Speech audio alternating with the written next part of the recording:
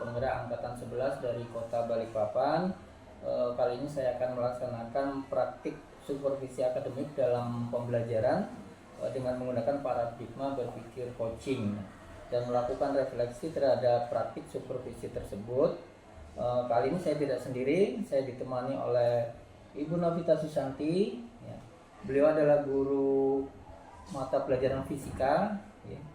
Baik Bu Novi, apa kabar hari ini? Alhamdulillah sehat Pak. Alhamdulillah baik juga. Karena sebentar saya akan mengamati proses yang Ibu lakukan di kelas ya. Saya akan menjelaskan terlebih dahulu. Maaf saya pakai masker ya Bu karena agak flu. Nanti Ibu ketularan kalau ada pakai masker. Nah, nanti saya akan memberikan masukan, bimbingan dan pengembangan kemampuan Ibu Novi, sehingga kompetensi Ibu semakin meningkat dan dapat memberikan pembelajaran yang lebih baik bagi murid-murid, ya. Kemudian saya minta agar Ibu bisa lebih siap dan lebih percaya diri dalam melakukan belajar mengajar di kelas. Nah, saya ingin menanyakan beberapa hal nanti ya Bu ya. Yang pertama, materi nanti yang akan Ibu ajarkan sebentar lagi itu materinya apa? Pengukuran sama besaran. Pengukuran sama besaran ya. Besaran dan pengukuran Pak. Iya. Jadi itu sudah masuk di materi besaran dan pengukuran. Nah, tujuan pembelajarannya sendiri kira-kira apa Bu? Mengidentifikasi besaran-besaran dalam fisika. Oke. Itu tujuan pembelajarannya, mengidentifikasi besaran di mata pelajaran fisika ya. Nah, selanjutnya dalam praktik mengajar kali ini pengembangan apa yang hendak Ibu capai terhadap siswa-siswi kita? Oke, pengembangan yang saya pakai adalah pendekatan pembelajaran yang lebih kreatif Pak. Karena kan nanti praktikum ya Pak ya. Oh iya. Baik, jadi area pengembangan yang Ibu Novi harapkan nanti anak-anak lebih aktif karena berkaitan dengan praktikum ya. Nah, di ketiga area pengembangan tadi yang Ibu bukan spesifiknya seperti apa gitu nanti? Spesifiknya itu nanti anak-anak diberikan beberapa masalah, lalu mereka akan pecahkan masalah itu secara berkelompok. Baik, ya. Nah, dalam hal pembelajaran nanti model pembelajaran yang akan Ibu gunakan bisa diterangkan seperti apa? Model pembelajaran saya kooperatif ya Pak. Kooperatif learning. Kemudian metodenya itu diskusi. Ya, saya catat ya. Ya. Kooperatif learning dengan metodenya diskusi. Ya. Model pembelajarannya nanti saya gunakan PBL ya Pak. Problem based learning ya. Oke, baik ya.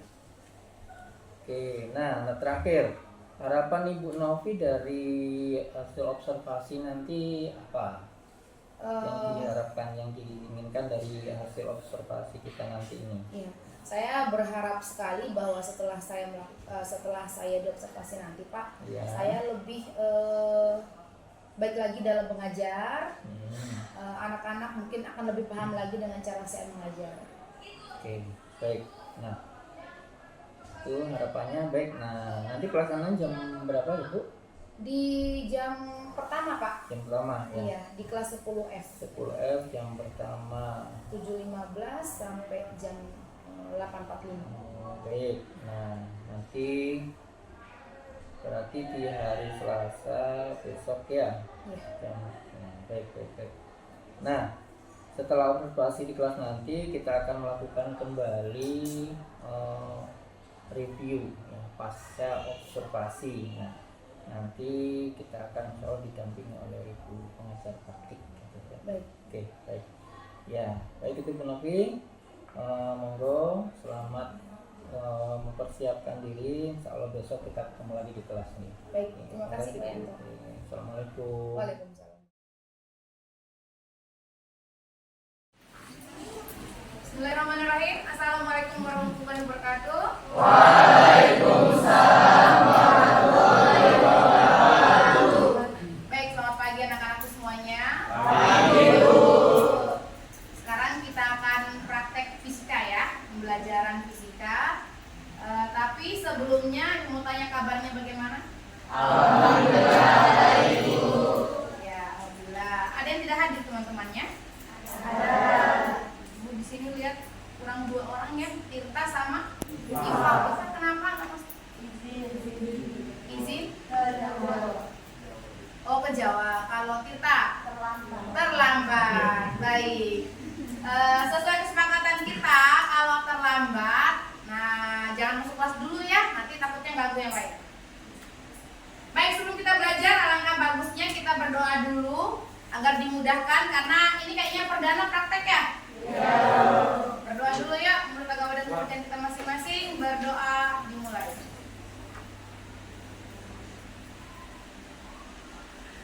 Berdoa selesai.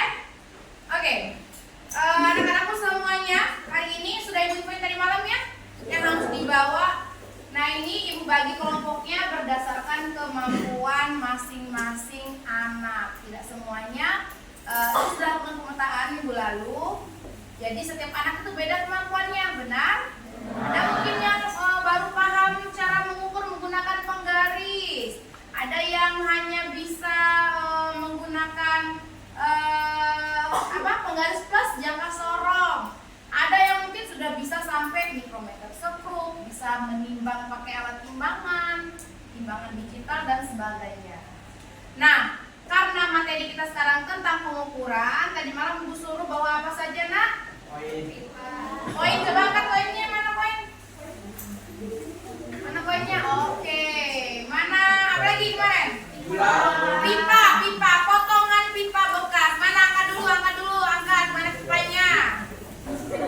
Mana? Kalau yang nggak ada, ibu ada sediain di meja. Ya nggak apa-apa. Boleh.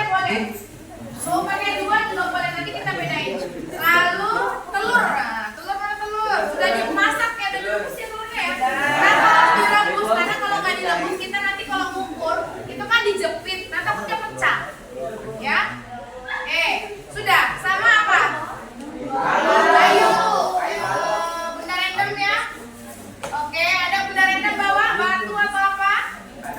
Lalu gula pasir. Sebenarnya boleh gula pasir, boleh pasir biasa, boleh juga beras. Pokoknya yang bentukannya Baik, materi kita sekarang tentang alat ukur. Boleh hadap ke depan dulu nak? Tolong lihat ke depan dulu ya.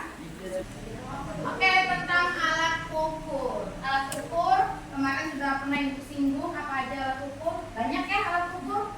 Ada alat ukur apa aja yang kalian tahu nak? Alat ukur massa dulu massa. Apa? Pernah nimbang berat badan?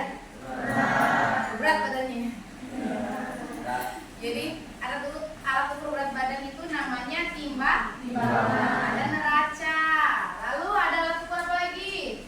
Alat ukur panjang namanya? Penggaris. Bisa jengkal juga nggak? Kita lihat sama-sama. Kita ke alat ukur.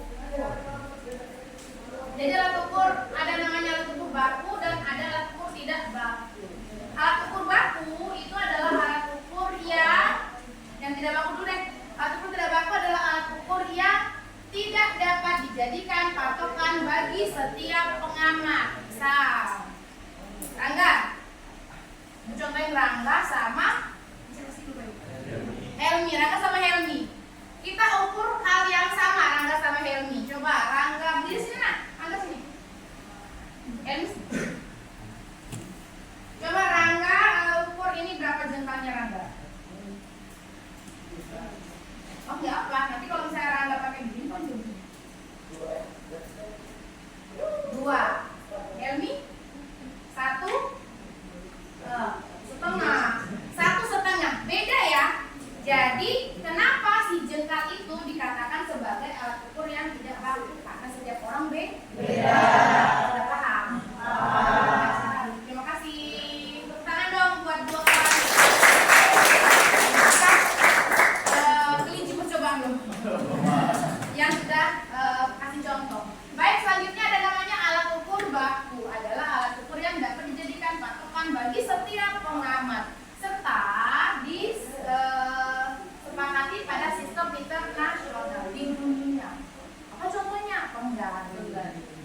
Oke, sekarang kita ukur.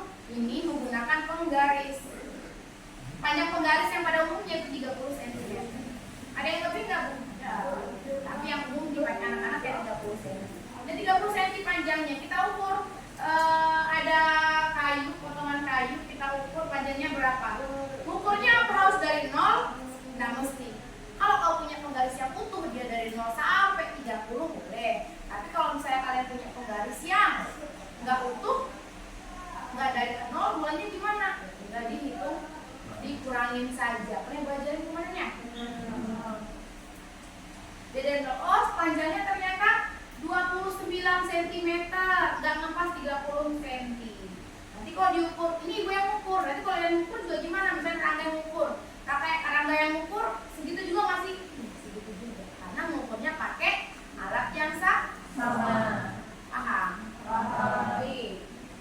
Nah ini percepat. Nah, ini tadi ya, alat ukur yang tidak baku itu bisa depan itu begini, depannya si Helmi sama Rangga sama enggak? Beda. Tahu? Tadi jengkalnya beda Bu ya, tapi depannya juga beda. Jengkal itu yang seperti ini ya, mau begitu juga boleh, seperti ini juga boleh. Lalu hasta itu dari ujung tangan sampai ke sini. Itu yang tidak baku ya. Lalu kalau yang baku bagaimana? Nah ini ternyata yang baku, alat ukurnya ada di hadapan kalian. Nah semuanya ada sih karena terbatas ya alat-alat kita. Tapi nanti bisa rolling kok. Kalau mau lihat proses jangan sorong. Jangan sorong. Ada di kotak warna abu-abu panjang. Silakan buka kalau mau. Tapi hati-hati ya. Ini jangan sorong. Ini mikrometer stroke di box warna biru. Penggaris ya, penggaris biasa. Ada yang ukuran 30 cm. Ada meteran juga yang sediain. Tapi bukan meteran begini ya, meteran yang gulung sediain kayaknya itu. Meteran. Oke, paham sampai sini?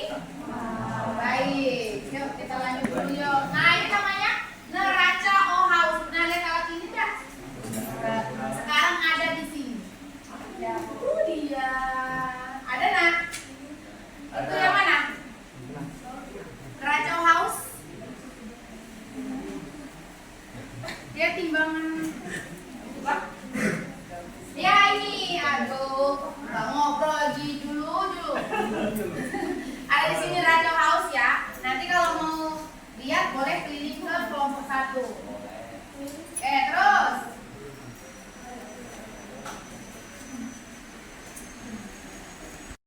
Nggak apa-apa, nggak nyemplung ayo. Jangan jaga sorong ya.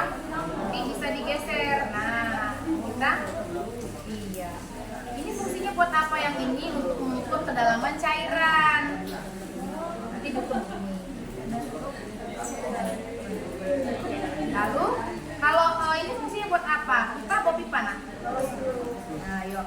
Kita sekarang mengukur diameter pipa. Diameter pipa ya. Ini pipa. Diameter itu apa? Diameter itu pengertiannya garis tengah yang membagi 2 lingkaran sama besar. Ini lingkaran enggak? Lingkarannya ada 2 nak, yang dalam sama yang luar. Ya, kenapa? Karena pipanya itu punya ketebalan.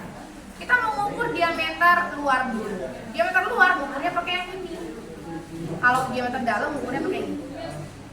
Kasih contoh dulu. Yang luar berarti yang bagian sini ya nak. Dijepit ini sampai dia kokoh. Sampai kokoh lalu nanti keluar nih angkanya di sini. Ini namanya atas skala utama. Yang bawah skala apa nak? No? Ni? Lalu, waduh. Ulang ya, yang atas skala utama, yang bawah skala nonius. Boleh dibuka bukunya, rumusnya yang kemarin dipelajari. Nah ini semua untuk mengukur diameter yang berbentuk lingkaran. Sudah ya? Lalu diameter dalam. Sudah? Ya itu sudah tadi yang tadi nak, yang tadi. Nah itu nggak sih? Ya, yang atas. Atas kanan. Sekarang ukur diameter dalam dulu. Lihat, yang diameter dalam ukurnya gimana Bu? Yang diameter dalam? Diameter dalam berarti lubangnya kan? Kita ukur. Ini dimasukin ke sini. Terus kalau masih gerak Bu, ditarik. Nah, sudah. Hasilnya juga akan muncul. Seperti tadi, ini namanya skala. Ini paham? Tinggal dihitung pakai rumus. Sekarang silahkan hitung diameter koin, diameter telur. Oke? Ada yang mau ditanyakan? Tidak aja. Sama-sama. Silahkan dilanjut. Baik anak-anak semuanya, setelah kita melakukan rangkaian praktek mengukur menggunakan alat ukur, sekarang saatnya kita presentasi ya. Dan yang maju presentasi pertama yaitu kelompok 3 mengukur menggunakan jangka sorong. Silakan. Tepuk tangan dulu dong.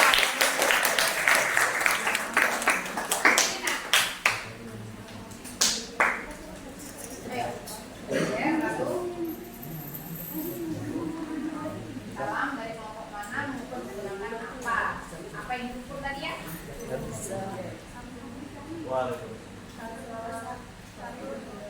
Assalamualaikum warahmatullahi wabarakatuh.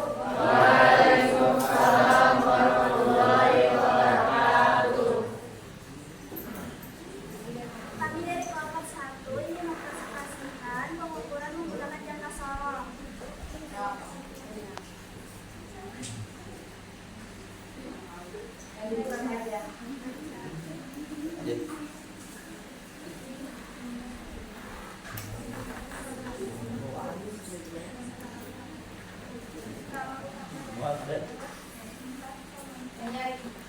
Yang diukur apa saja? Sebutkan yang diukur. Jadi kami telah mengukur 3 benda, yaitu telur, pipa, dan koin. Terus telur itu ada skala utamanya 4,4 cm. Senti. Skala 4,4, sedangkan mediusnya 5 cm. Dengan pipa skala utamanya SMU 2,2, mediusnya 4.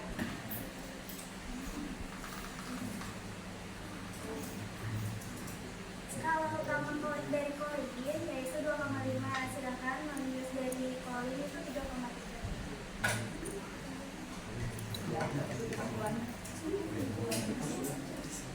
Kesimpulannya, mengukur menggunakan jangka sorong lebih akurat karena posisi bendanya pas. Bisa diatur posisinya ya. Baik. Jadi coba diulang kesimpulannya yang nyari. Kesimpulannya, mengukur menggunakan jangka sorong lebih akurat karena posisi bendanya pas. Ya, posisi badannya bisa diatur dengan pas. Baik, terima kasih. Tepuk tangan dulu untuk kelompok 1. Oke, terima kasih ya. Silakan duduk. Juga kalian mengukur hal yang sama, jangka sorong, mengukur 3 hal tadi. Apa saja?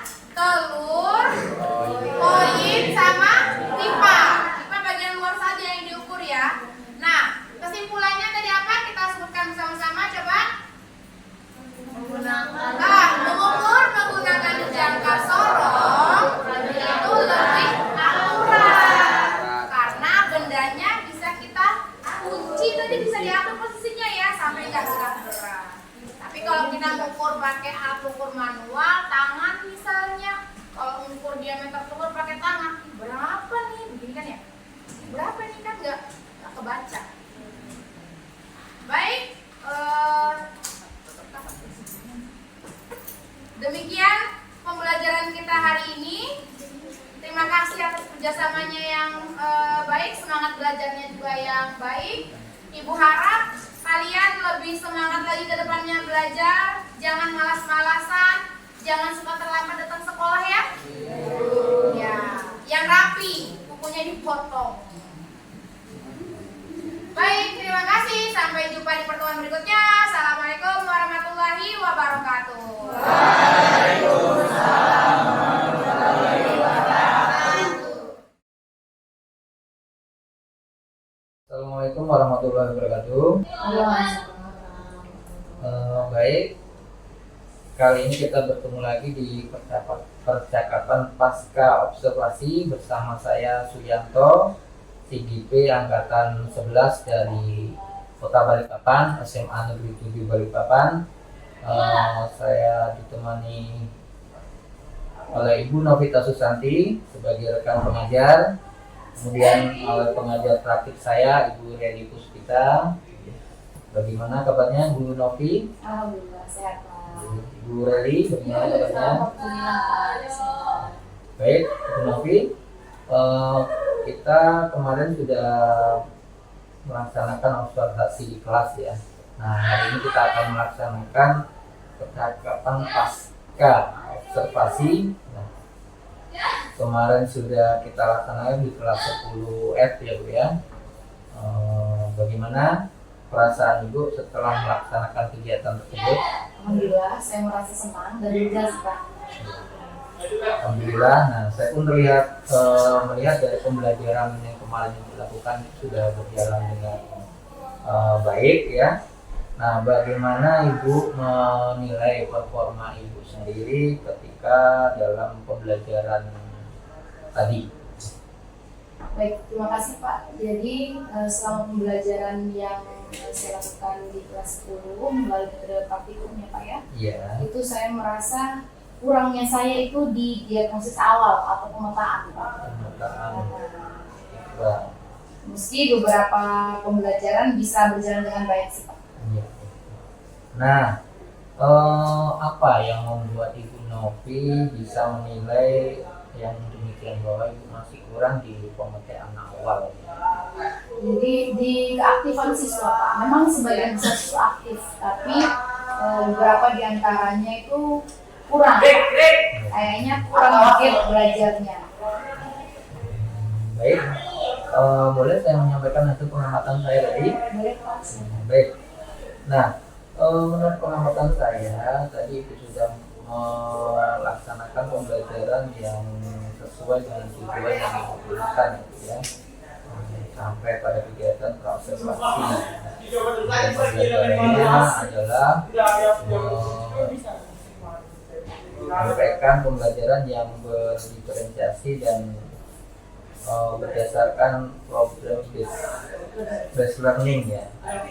Nah, strateginya itu saya lihat tadi pembelajaran murid-murid sudah bisa aktif, sudah bisa menerima yang Ibu berikan kepada anak-anak dan sangat senang dengan metode yang Ibu laksanakan tadi. Nah, bagaimana pendapat Ibu mengenai penilaian saya tadi?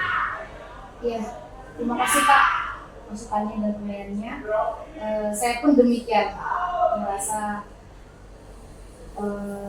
terima kasih sekali akan ada masukan dari Bapak tadi. Mungkin kedepannya saya akan tingkatkan lagi agar tujuan pembelajaran lebih besar. Iya.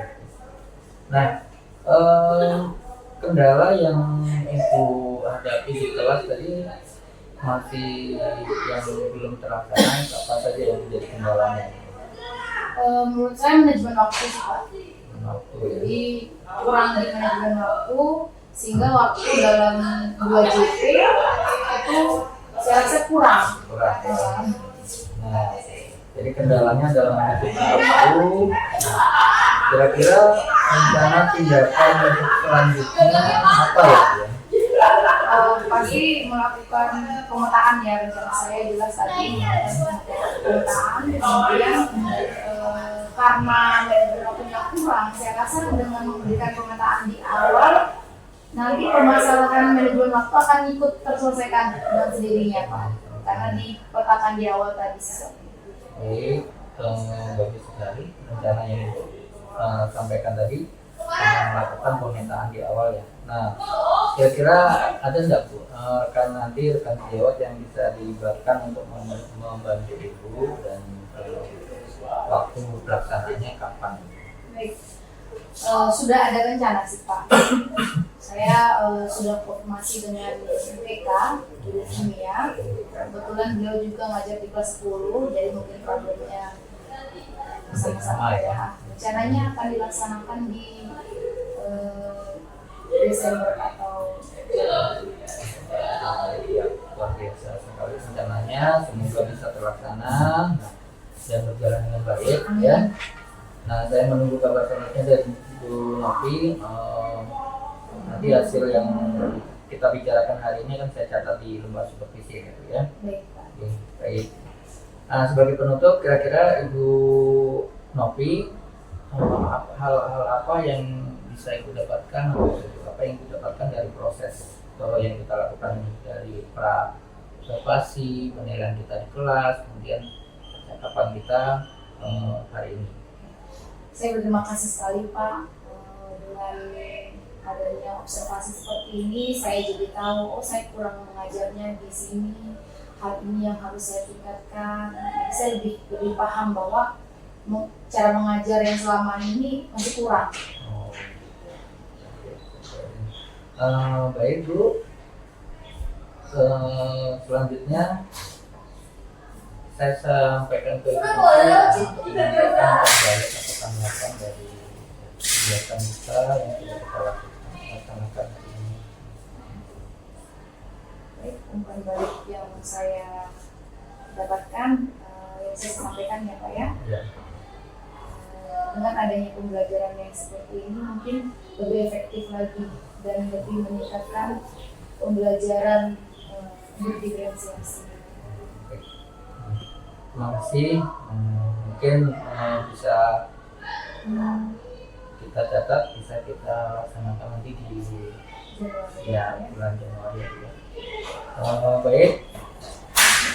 Demikian rangkaian kegiatan supervisi akademik sudah kami laksanakan mulai dari pra observasi, observasi pembelajaran, dan terakhir adalah percakapan pra observasi. Nah, mohon maaf atas segala kekurangan. Kami akhiri. Assalamualaikum warahmatullahi wabarakatuh.